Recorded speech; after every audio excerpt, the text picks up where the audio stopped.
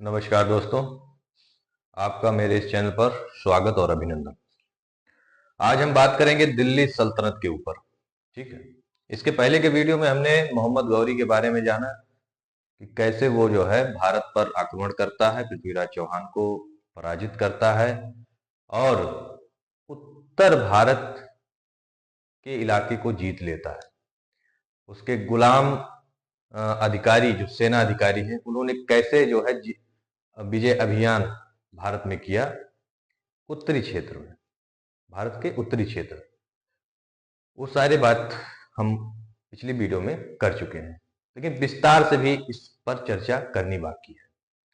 तो धीरे धीरे करके मैं इस पर पूरा विषय रखूंगा। आज केवल प्रारंभिक जानकारी देनी आपको जरूरी है, क्योंकि कुछ भी चीज शुरू करने से पहले थोड़ी सी नॉलेज हो जानी चाहिए। तो दिल्ली सल्तनत की नींव किसने रखी? मोहम्मद गौरी तो मर गया था, अल्लाह को प्यारे हो गए थे। उनका इतना बड़ा जो साम्राज्य भारत में फैला हुआ था, उसका पैतृक अधिकारी कौन बना? फिर एक गुलाम कैसे शासक बन गया? ये सारी दास्तान इस दिल्ली सल्तनत पर हम चर्चा करेंगे। ठीक है। तो पिछले के वीडियो में आपने देखा था कि मोहम्मद गौरी किस तरीके से भारत पर आक्रमण करता है और इसके बाद यहां पर अपना साम्राज्य विस्तार करता है। ठीक। लेकिन मोहम्मद गौरी जो है वो निसंतान था, उसके कोई बच्चे नहीं थे। उसने कई गुलाम पाल रखे थे, कई लोगों को तो उसने खरीदा था, कई लोगों को पकड़ा था। ठीक है। कहने वाले कहते हैं कि वो उन गुलामों को जुल्मों से बचाने के लिए उनको खरीदता था। ठीक है। तो इन गुलामों को जब ये अपने पास रखता था तो बहुत प्यार करता था, पुत्रवत व्यवहार रखता था। ठीक है। और एक पिता के समान उनका पूरा देखभाल भी करता था। इसीलिए मैंने लिख रखा है, टॉपिक मैंने बना रखा है, इसको आप जो है नोट कर सकते हैं अपने एग्जाम के दृष्टि से। तो अपने गुलामों को वो पुत्रवत व्यवहार करता था, पितावत जो है वो करता था, क्या कहते हैं, उनका संरक्षण करता था, उनको राजकीय संरक्षण प्रदान किया हुआ था। साथ में अपने सेना में बहुत अच्छे अच्छे पद भी वो देता था। भाई उनका जिस तरीके से, गुलामों का जिस तरीके से प्रोग्रेस होता था, उस हिसाब से वो उनको सेना में अधिकारी भी बनाता था। ठीक। उसी में एक गुलाम था ऐबक, कुतुबुद्दीन ऐबक। कुतुबुद्दीन ऐबक को अपने पुत्र की तरह वो मानता था, प्यार करता था। गुलाम भी पुत्रवत व्यवहार करते थे और गौरी भी पितावत व्यवहार करता था। तो ये तो आप ऊपर वाले टॉपिक को समझ गए होंगे, जिस मैंने भी थोड़ा बहुत जो आपको मैंने बताया। अब गुलाम वंश की स्थापना एक टॉपिक है, इसको सबको जानना जरूरी है, क्योंकि ये प्रारंभिक नॉलेज में दे रहा हूं आपको। इसके बाद मैं ऐबक चालू करूंगा कि कुतुबुद्दीन ऐबक कौन था, उसके बाद कितने शासक हुए, कौन कौन शासक आए। ठीक है। फिर इल्तुतमिश कब आया, फिर इसके बाद बलबन के वंश का शासन कब से शुरू हुआ, ये सब विस्तार से हम बात करेंगे, लेकिन उनका एक अलग अलग वीडियो आएगा। अभी केवल आप इतना समझिए कि क्यों मोहम्मद गौरी को शासन करने को कुछ नहीं मिला, उनके गुलामों को ये सारी चीजें मिल गई। मैंने पहले के वीडियो में बताया है कि 1206 में जब वो सिंध की तरफ से अपने गजनी जा रहा था, ठीक है, अपने देश जा रहा था, लौट रहा था भारत से, तो खोखर नाम की जनजाति थी भारत में, उन्होंने उसके ऊपर आक्रमण कर दिया था और उसी में उसकी मृत्यु हो गई थी। वो शासन कर ही नहीं पाया भारत की भूमि पर। ठीक है। तो जो उसका पैतृक राज था, ये जो आप भारत माँ का जो नक्शा देख रहे हैं, ये जो रेड लाइन से मैंने एक एरिया बना रखा है, यही जो है मोहम्मद गौरी द्वारा जीता गया था, उसके गुलामों द्वारा जीता गया था। यही साम्राज्य था, गुलाम वंश का जो है यही साम्राज्य था। ये ना मानिएगा कि पूरा भारत पर वो शासन करते थे।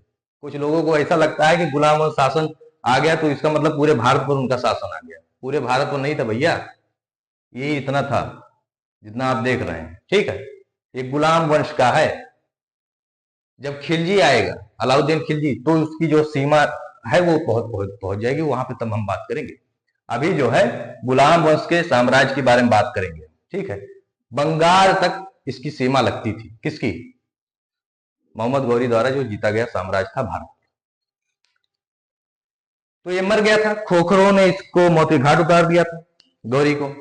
तो जो इसकी पैतृक संपत्ति थी वो इसके गुलामों बट गई, और उत्तर भारत की जो भूमि थी वो कुतुबुद्दीन ऐबक को मिली। उसने मुख्यालय बनाया मुल्तान, लाहौर को, मुल्तान को नहीं, लाहौर को उसने अपना मुख्यालय बनाया। यहीं से शासन करता था। कौन? ऐबक।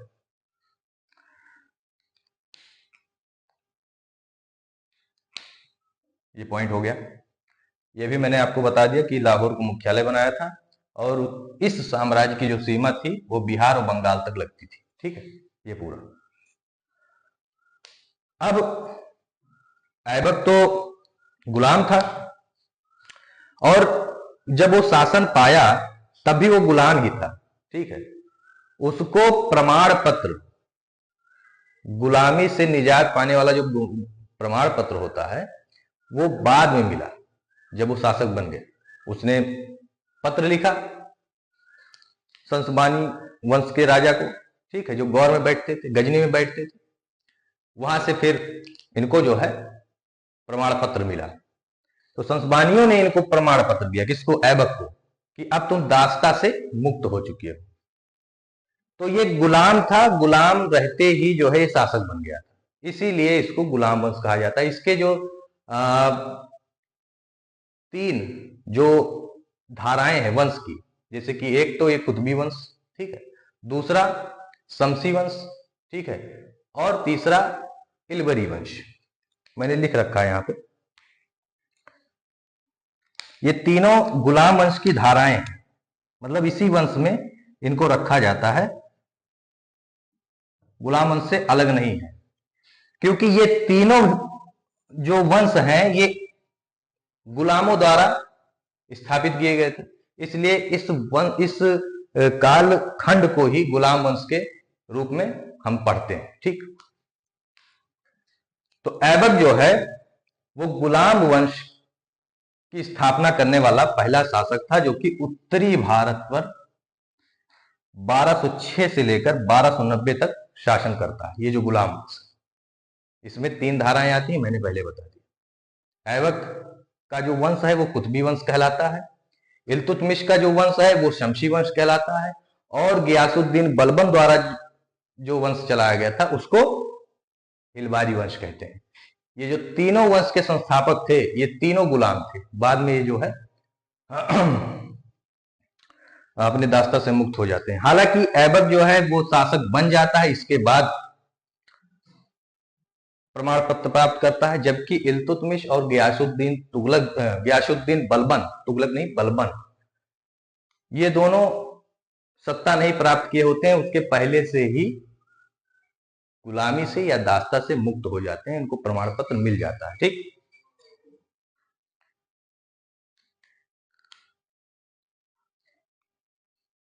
इस वंश में 9 शासक हुए। ठीक है, जिसमें से ऐबक, इल्तुतमिश और बलबन ये गुलाम थे, मैंने पहले बता दिया।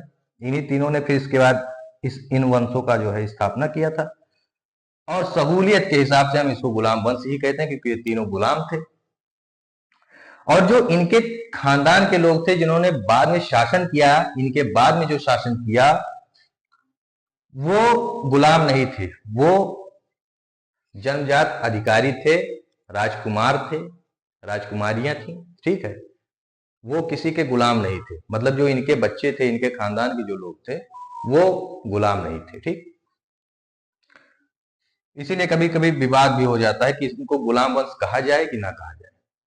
हालांकि ये तीनों गुलाम थे, चाहे आपका ऐबक हो गया, चाहे इल्तुतमिश हो गया, और चाहे गियासुद्दीन बलबन हो गया, इसीलिए जो है गुलाम वंश इसको कहा जाता है। तो आपको कुछ क्लियर हो गया होगा कि कहां पर ये जो है शासन करते थे।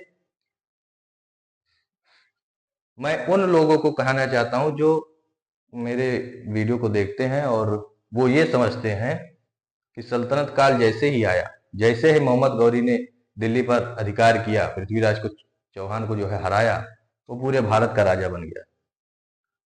नहीं भैया, केवल इतना ही उसने, भाई दिल्ली तक दिल्ली तक तुम शासन करोगे और तुम राजा बन जाओगे, तुम यहाँ पांड्य नरेश तक पहुंचोगे, मतलब कि यहाँ मदुरै तक पहुंचोगे, कैसे कैसे जो है यकीन किया जाएगा? भाई इतिहास भी कोई चीज होती है कि नहीं होती है? यहाँ तमाम लोग राज जो है शासन कर रहे हैं, राजा लोग शासन कर रहे हैं, और तुम जो है दिल्ली में बैठे हो, अपने आप को भारत का शहंशाह बता रहे हो, सम्राट बता रहे हो, सुल्तान बता रहे हो।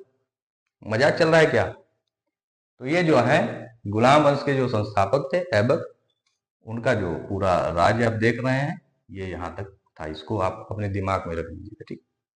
पूरे भारत के शहंशाह या सुल्तान नहीं थे। आई होप इतना आपको सब समझ में आ गया होगा। आगे किसी क्या इसी वंश पर मैं अगला वीडियो लाऊंगा, फिर इसके बाद आप देखिएगा और अपने कमेंट करके थोड़ा राय भी दीजिए और सपोर्ट कीजिए। जय हिंद, वंदे मातरम, भारत माता की जय।